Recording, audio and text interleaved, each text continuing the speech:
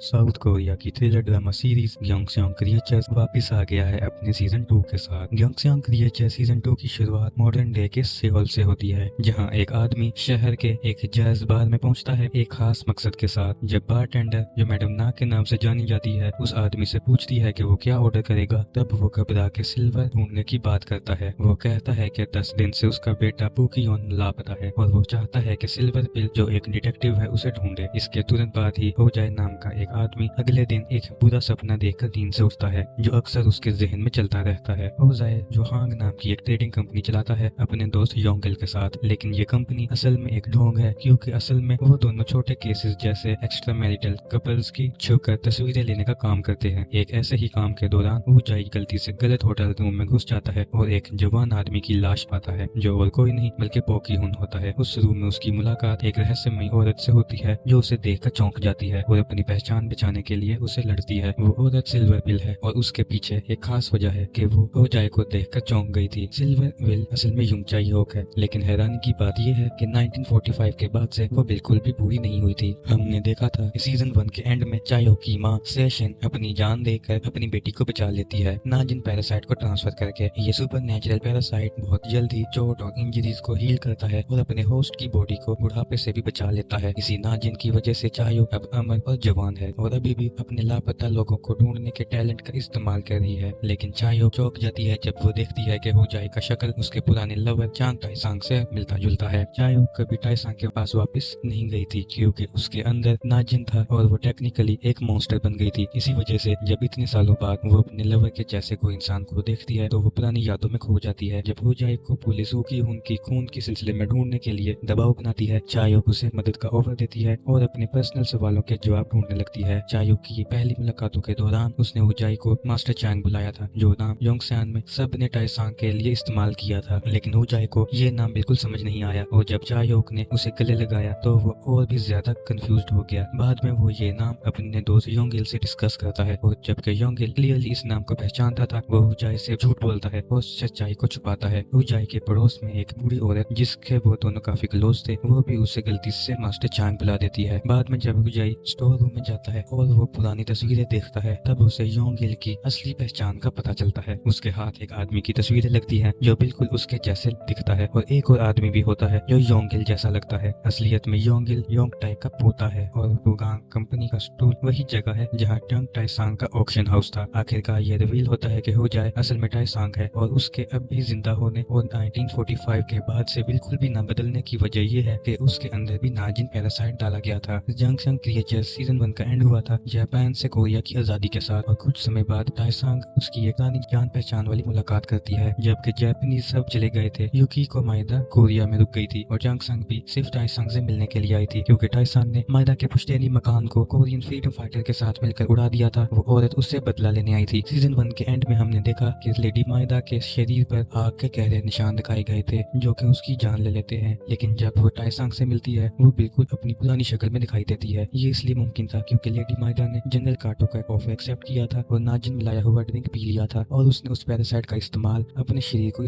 ठीक करने के लिए किया था। इसी तरह जब वो सीजन 1 के कुछ महीनों बाद योंगसंग वापस आई, लेडी माइदा ने टाइसांग के ऑक्शन हाउस पर हमला कर दिया, उसे तबाह कर दिया और उसके सभी एम्प्लॉयज को मार डाला। उसने और उसके गुंडों ने टाइसांग को पीटा और जबरदस्ती नाजिन पैरासाइट उसके शरीर में डाल दिया, शायद इसलिए क्योंकि वो भी उसी पैरासाइट के बुरे परिणामों का सामना करे जो लेडी माइदा को करना पड़ रहा था। इसी वजह से टाइसांग जिंदा रहा और आज के वक्त में वो अपने दोस्त के पोते यानी योंगिल के उम्र का दिखाई देता है। लेकिन जब होजाई चायबुक से कहता है कि वो जोंग टाइसांग नहीं है, तब एक्चुअली में उसे अपनी पहचान याद नहीं थी। यो खान के हमले से 1 साल पहले चांग टाइसांग एक शक्तिशाली और कठोर हमले का शिकार बना था, जिसके कुछ सीन्स सीजन 2 एपिसोड 1 के बिल्कुल शुरू में दिखाए जाते हैं। लेडी माइदा जो अब भी जिंदा है और लगभग 80 साल बाद भी बिल्कुल वैसी ही दिखती है, उसने कैप्टन रोक नाम की एक और आदमी की मदद ली थी टाइसांग को मारने और उसे कैप्चर करने के लिए। उस रात टाइसांग को एक गाड़ियों के झुंड ने हमला किया था जब वो अपनी मोटरसाइकिल चला रहा था, लेकिन वो अपने रिजनरेटिव एबिलिटी की वजह से बच जाता है, जो उसके अंदर नाजिन पैरासाइट होने की वजह से थी। लेकिन आखिरकार वो उन शैतानों का बड़ा सा ग्रुप उस पर हावी हो जाता है और उसे बेहोश कर देता है। फिर वो उसे एक मेडिकल फैसिलिटी ले जाते हैं, उसे एक पानी की टैंकी में डालते हैं और उसके शरीर से नाजिन पैरासाइट को निकाल दिया जाता है। इस प्रोसेस की वजह से टाइसांग ने अपने सारे सुपर नेचुरल पावर्स खो दिए थे और साथ ही साथ अपनी यादें भी, जो पैरासाइट के निकलने का एक साइड इफेक्ट था। जबकि लेडी माइदा उसे मार देना चाहती थी, उसने उसे छोड़ दिया, शायद योंगिल के गुजारिश की वजह से। योंगिल ने लेडी माइदा को कहा था कि क्योंकि ताइसांग को अपनी पहचान या अपना पास कुछ याद नहीं है, वह अब उसके लिए कोई भी खतरा नहीं बनेगा। और उसने माइदा को यह भी आश्वासन दिया कि वो अपने बेस्ट फ्रेंड को, जो असल में उसके दादा का दोस्त था, किसी और खतरे से दूर रखेगा। इसी वजह से योंगिल ताइसांग को पोकीहुन की मौत की इन्वेस्टिगेशन से रोक रहा था, क्योंकि उसे पता था कि ये उसे लेडी माइदा तक ले जाएगी और फिर और भी मुसीबत में डाल देगी। लेकिन ताइसांग अपनी इन्वेस्टिगेशन को कंटिन्यू करता है और साथ ही चायबुक के साथ ज्यादा समय बिताने लगता है। इस दौरान उसे लगता है कि चायबुक के साथ उसका कोई गहरा रिश्ता है। जब वो चायबुक के लिए अपना प्यार जिताता है, तब उसके कुछ यादें वापस आ जाती है। उसे उसके नाम से पुकारता है। फिर जब ताइसांग को विलेंस दोबारा कर लेते हैं और उस पर जबरदस्ती नाजिन पैरासाइट दोबारा डालने पर मजबूर करते हैं, तब वो सिर्फ अपनी लवर चायबुक को बचाने के लिए पैरासाइट अपने शरीर में डालने देता है। पैरासाइट डालने के बाद तुरंत उसकी सारी याददाश्त वापस आ जाती है और ताइसांग को आखिरकार अपनी पहचान भी याद आ जाती है। जॉनसन बायोटिक को एक कॉर्पोरेट कंपनी और रिसर्च फैसिलिटी के रूप में इंट्रोड्यूस किया गया है, जो कोरिया भर में अपनी बायोटेक्नोलॉजी फील्ड के कटिंग ऑफ इनोवेशंस और एडवांसमेंट्स के लिए फेमस है। लेकिन जल्द ही ये रिवील होता है कि जोंगसंग बायोटेक असल में जोंगसंग हॉस्पिटल का प्रेजेंट डे वर्जन है और ये बिल्कुल वही जगह पर बना है जहाँ पर 1945 में नाजिन एक्सपेरिमेंट स्टार्ट किए गए थे। इसलिए ये काफी ऑब्वियस है कि जोंगसंग बायोटेक ग्रुप भी नाजिन पैरासाइट और उसके इंसानी शरीर में होने वाले इफेक्ट्स पे रिसर्च कर रहा है और उसका मेन गोल अभी बायो वेपन्स बनाना ही है। 1945 में इन एक्सपेरिमेंट्स में सब्जेक्ट्स ढूंढना काफी आसान था, क्योंकि कर्नल काटो कोरियन बंदियों को हॉस्पिटल भेज दिया करता था, क्योंकि वो पहली बात तो जापानीज था और दूसरी बात ऑपोजिशन गवर्नमेंट का सपोर्ट भी उसके पास था। लेकिन अब के टाइम में जोंगसंग के अथॉरिटीज के लिए सूटेबल सब्जेक्ट्स ढूंढना मुश्किल है, इसलिए वो इंटेलेक्ट तरीके से अपने टारगेट्स को ढूंढते हैं। कंपनी वल्नरेबल लोगों को टारगेट करती है जो एक्सपेरिमेंटल ट्रीटमेंट्स को ज्यादा इंटरेस्टेड होते हैं और इस तरह ज्यादातर टेस्ट सब्जेक्ट्स जिनके पास कुछ फिजिकल डिसेबिलिटी होती है, पहले तो इन्हें रिसर्च फैसिलिटी में जॉब्स ऑफर की जाती हैं और फिर ये कहा जाता है कि इनके डिसेबिलिटीज को क्योर करने का एक जादू ट्रीटमेंट है। सब्जेक्ट्स को नाजिन पैरासाइट वाला पानी दिया जाता है जो सब लोग पीते हैं, क्योंकि वो इसे अपनी बीमारी का इलाज समझते हैं, और उनके परिवार को मॉनेटरी अवार्ड्स का प्रॉमिस भी दिया जाता है। इस प्रोसेस में वो नाजिन मॉन्स्टर बन जाते हैं। एक ऐसे एक्सपेरिमेंट के दौरान कंपनी एक यंग लड़के जोंगयोक को उठा लेती है, जो टाइजोंग के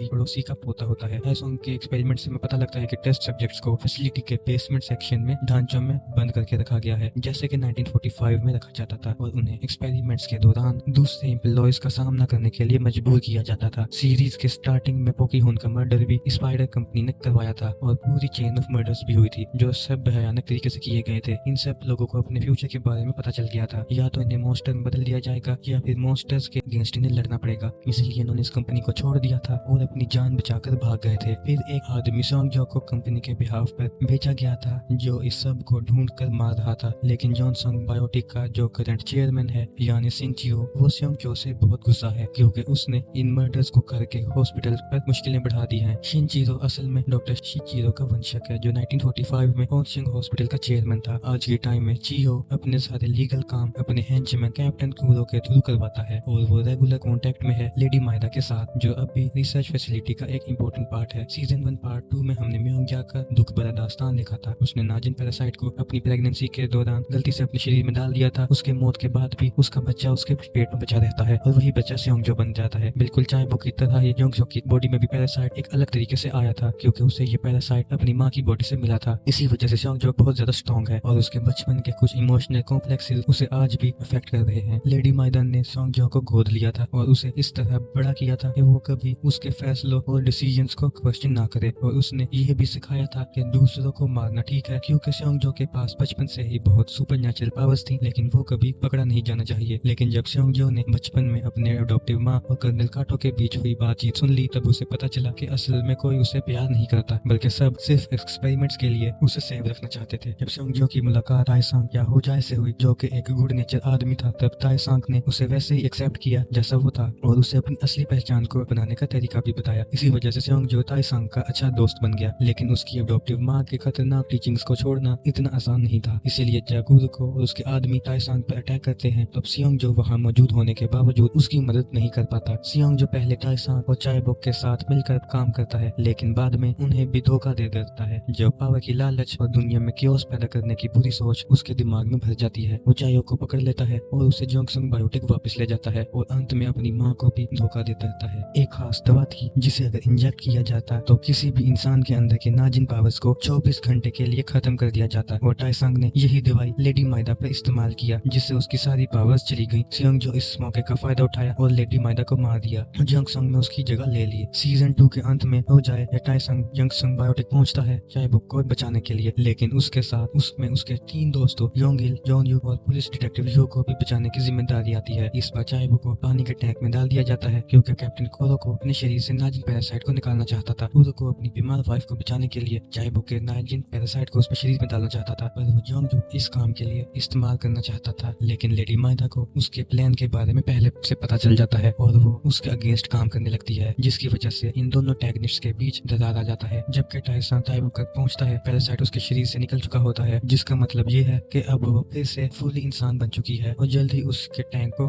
मर जाएगी। टाइसन तुरंत उसको बचाने का फैसला करता है, ये जानते हुए कि अब चाइबुक अपनी पहचान या टाइसन को नहीं याद कर पाएगी। हालांकि दोनों को सीरीज के बीच में अपने प्यार को सेलिब्रेट करने का मौका मिला था, लेकिन उनकी खुशी ज्यादा देर तक नहीं टिक पाई। जंक्शन क्रिएचर सीजन 2 के एंड में चाइबुक एक हेल्थी लाइफ जीती है, लेकिन उसके पास टाइसन की कोई भी यादें नहीं होती और वो उसकी बूढ़ी पड़ोसन के साथ रहती है। कभी कभी चाइबुक सड़क पर टाइसन या हो जाए से मिलती है और एक अजीब सा कनेक्शन महसूस करती है, लेकिन दोनों कभी बात नहीं करते, इसलिए उनका रीयूनियन नहीं हो पाता। हालांकि सीजन 2 के अंत में दोनों लवर्स साथ नहीं रहते। उनका प्यार शायद सीजन 3 में फिर से सामने आएगा, क्योंकि एक मिड क्रेडिट सीन में नए सीजन का छोटा सा हिंट दिया गया है। पहले कैप्टन कुरो को चाइबुक के शरीर से निकले नाजिन पैरासाइट के पास पहुंचते हुए देखा जाता है। हालांकि ये क्लियर नहीं है कि ये पैरासाइट जिंदा है या मर गया है, क्योंकि वो ज्यादातर लिक्विड्स में ही जिंदा रह पाते हैं। साथ ही साथ क्योंकि कुरो को नहीं मरता, वो शायद अगले सीजन में वापस आ सकता है। लेकिन अंत में सियोंग जो अपने खतरनाक प्लान को अंजाम दे पाता है, जिसमें वो चेयरमैन जीवो को कन्विंस कर लेता है कि नाजिन पैरासाइट्स को पानी की बोतल्स में डाल दिया जाए, जो कि सुपरमार्केट्स के शेल्फ में बेची जाती हैं। इस तरह से सियोंग जो पूरे शहर में या फिर कह लो पूरे देश में एक अटैक लॉन्च करता है, ताकि पूरे देश के नागरिकों को मॉन्स्टर्स में बदला जा सके। और अपने प्रोटैगनिस्ट इस सिचुएशन को कैसे सामना करेंगे, यह सीजन 3 में देखने लायक होगा। इसी के साथ ये सीजन यहीं पर एंड होता है। तो दोस्तों, आपको